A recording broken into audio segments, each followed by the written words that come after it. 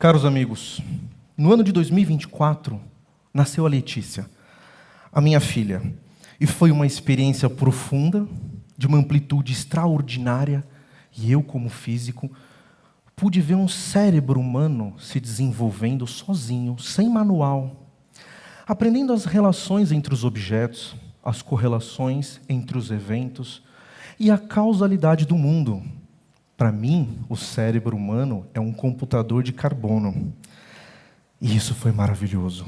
Nesse ano de 2024, a minha filha aprendeu a falar.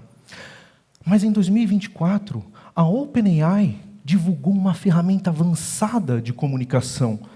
E pela primeira vez eu pude conversar com o computador de uma maneira supernatural. Eu quero fazer uma pergunta aqui. Quem aqui já falou com voz com uma inteligência artificial? Levanta a mão, por favor. Maravilhoso, incrível. Nesse mesmo ano, a Microsoft fez uma parceria com a usina nuclear de 3 Mile Island para fornecer energia elétrica para treinar modelos de IA. Uau! Existe uma assimetria muito grande aí. O ChatGPT precisa de uma usina nuclear para aprender a falar. A minha filha precisa só de uma mamadeira. Por que o cérebro da minha filha é tão mais eficiente que qualquer computador nessa superfície maravilhosa chamada planeta Terra? A resposta é simples. A natureza é quântica. Ela não é binária. A natureza não funciona como o seu celular, com verdadeiro ou falso, com 0 ou 1. A natureza funciona com a lógica da mecânica quântica. E na lógica da mecânica quântica nós temos muito mais que verdadeiro e falso. Nós temos qualquer coisa ali no meio. A raiz quadrada da verdade. A raiz quadrada do falso. Eu sei que o que eu estou falando aqui parece força de expressão, parece até uma retórica disfarçada, mas não é. É a realidade. A mecânica quântica, ela fez um século. São 100 anos de estudos virtuosos e das previsões mais precisas que existem no planeta Terra. E o matemático húngaro John von Neumann conseguiu descrever matematicamente essa lógica na década de 30 do século passado. E aqui vem a explicação. A natureza, ela é muito mais eficiente porque ela usa processos quânticos, uma lógica quântica, e não uma lógica binária. E isso chegou em bom momento, porque nós estamos percebendo que nós podemos utilizar essas tecnologias para vencer um paradigma que foi vencido há cerca de 2 anos atrás.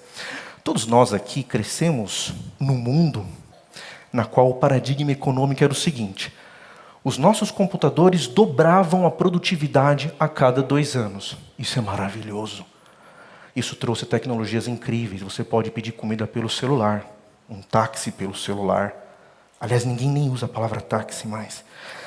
Você pode comprar um computador numa farmácia descartável e fazer um teste de gravidez por R$60. Por quê? Porque durante 50 anos essa tecnologia foi evoluindo de forma exponencial. Quem conhece o computador 386, compare ele com o MacBook Pro. Ambos consomem 60 watts, estão separados 30 anos no tempo, e a diferença deles é bizarra. Tá? E por quê? Por causa da evolução exponencial. Como é que você tem uma produtividade exponencial? Funciona da seguinte forma: você pega o chip, tá? E o chip tem um dispositivo chamado transistor. O transistor é o bit, é o 0, é o 1. Tá? Se você quer dobrar a produtividade, você tem que dobrar o número de transistores nesse chip. Só que para dobrar o número de transistor, mantendo a mesma área, os mesmos recursos, você tem que reduzir o tamanho do transistor. E a gente foi fazendo isso ao longo de 50 anos. E isso aqui tem um fim. Tá? Eu não sei se vocês perceberam, os novos telefones, aquela marca da maçã, não são mais tão incríveis quanto a versão anterior. Acabou. Há cerca de 2 anos atrás não tem mais essa evolução de hardware. E o que nós vamos fazer? A opção agora é admitir um crescimento linear. Se eu quiser dobrar a produtividade, dobra-se o número de máquinas. Aonde vocês podem ver isso? Nos data centers. Os data centers são chips, um do lado do outro. Só que isso é absurdamente não eficiente. Tá? O consumo de energia explosivo, a quantidade de recursos hídricos explosiva. Esse não é o caminho, tá? E conforme a gente tenta diminuir cada vez mais o transistor, tem um outro problema, tá? A nossa eletrônica clássica deixa de funcionar em escalas próximas do átomo. E sabe o que funciona lá? A mecânica quântica. E isso é extraordinário, meus colegas, porque nós estamos, nesse momento, diante da tecnologia que vai moldar o nosso século. E é isso que eu vim falar para vocês, sobre computação quântica. Agora percebam, se vocês olharem a história da evolução humana, ela sempre é contada pela tecnologia que nós dominamos. A idade da pedra, a tecnologia das forças, a idade da metalurgia, né? A primeira revolução industrial, que é o domínio da termodinâmica, a segunda revolução industrial, que é o domínio do eletromagnetismo, a era do silício, e nós estamos entrando na era da mecânica quântica. Isso é uma realidade. E eu quero falar para vocês um pouco sobre o que os computadores quânticos podem fazer. Mas para fazer isso, eu quero explicar primeiro qual que é a diferença entre um computador clássico e um quântico. Um clássico, ele é um circuito eletrônico. O computador quântico, ele também é um dispositivo. E esse dispositivo mapeia a lógica da mecânica quântica nesse mecanismo todo. Esse dispositivo pode ser um átomo, tá? Por exemplo. Mas ele tem comportamentos absurdos. Por exemplo, suponha que você queira encontrar a saída de um labirinto. Tá? Eu tenho um labirinto, eu quero encontrar a saída. Se eu sou um computador clássico, eu tenho que fazer todos os caminhos. No pior cenário, eu tenho que testar todos para encontrar a saída. Agora, se a minha filha Letícia, que nasceu em 2024, se ela for um computador quântico, ela testa todos os caminhos de uma vez só. Novamente, isso não é força de expressão. Isso existe. É a realidade. O nome disso é sobreposição. Os bits quânticos, os qubits, podem estar em 2 estados ao mesmo tempo, em 0 e 1. Tem outra propriedade muito legal também, o entrelaçamento. Se eu for um qubit, e a minha filha Letícia for outro qubit, se a gente estiver entrelaçado, nós temos uma conexão que ultrapassa o espaço e o tempo, na qual nós temos uma informação um do outro, instantânea, independente da distância. E isso não fere a relatividade de Einstein. E um último comportamento muito legal da computação quântica é que existe um negócio chamado interferência. Tá? É como se você jogar 2 pedrinhas num lago calmo, as ondas elas vão se interferir. Então, o estado de um qubit pode interferir no estado de outro qubit.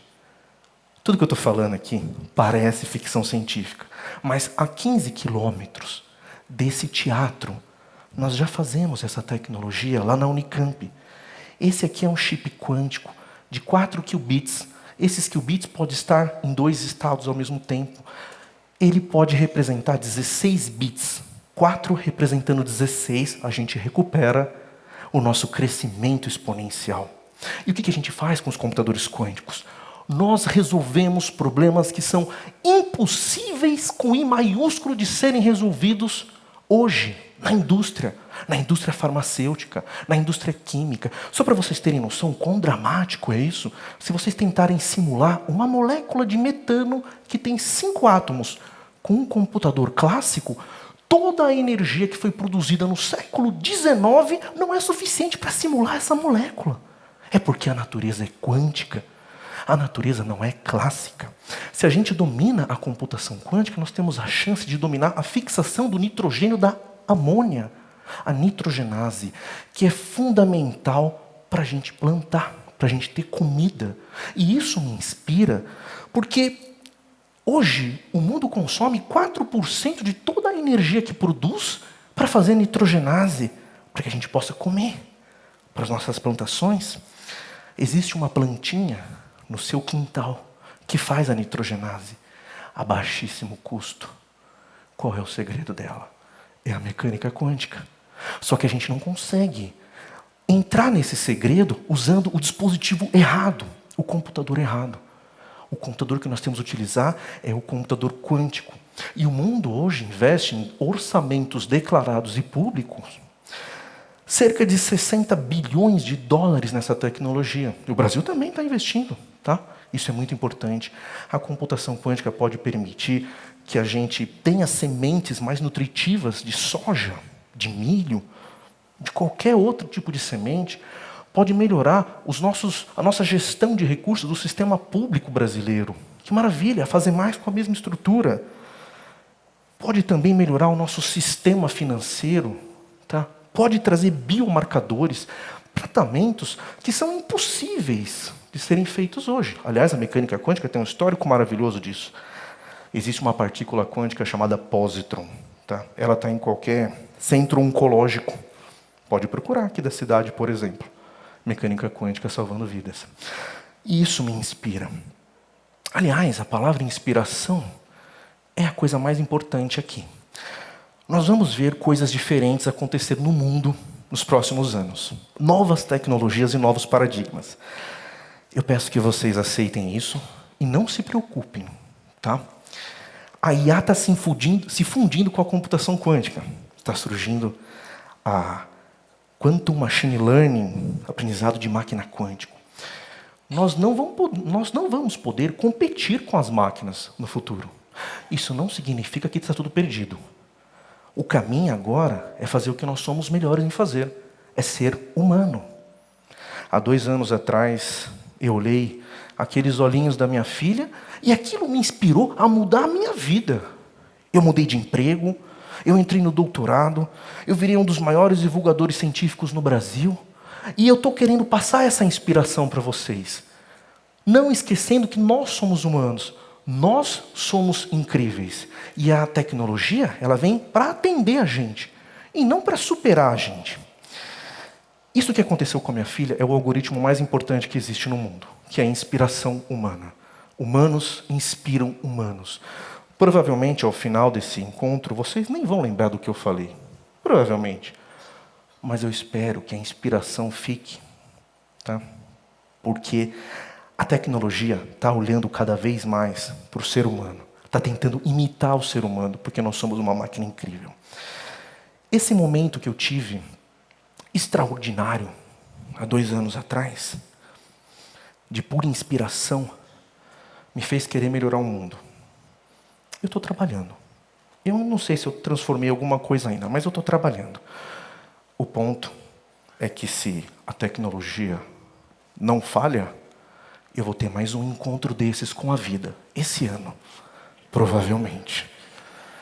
E eu vou trabalhar cada vez mais para deixar um mundo maravilhoso para os meus filhos e para os filhos de vocês. Abracem essa nova tecnologia, não tenham medo, nós somos muito melhores. O computador de carbono ainda vai superar, por muitas centenas de anos, o computador de silício. Meu obrigado, que Deus abençoe vocês.